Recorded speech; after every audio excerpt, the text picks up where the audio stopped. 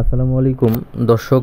বৃষ্টির দিনে অথবা শীতে বাইরে থেকে ঘাস এনে গরুকে খাওয়ানো হয়। তো ঘাসের মধ্যে কোন গাছটি বা আগাছাটি থাকলে গরুর মারাত্মক বিপদ হতে পারে, চলুন তা আজ জেনে নেই।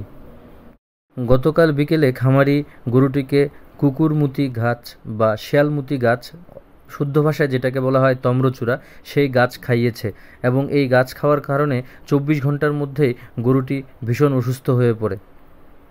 গরুটির মুখমণ্ডল শুকিয়ে যায়, তার শরীরের তাপমাত্রা কমতে থাকে, গরুটি কাঁপাকাঁপি করে এবং গরুটির গ্লুকোজ পরীক্ষা করলে খুব সামান্য গ্লুকোজ পাওয়া যায়, যার ফলে গরুটি উঠে দাঁড়াতে পারছিল না। সেটা খোলা চলে যাবে এটা, সেটা খোলা ওটা তো নতুন ছুটে লাগা গ্লুকোজটা ঢোকানোর সময় দিল না।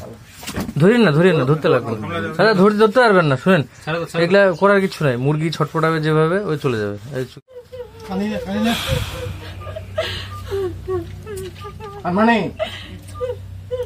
কেটে কিছু হবে না কাকি, এই জন্য আপনার সাথে আমি গল্প করতেছিলাম আগে।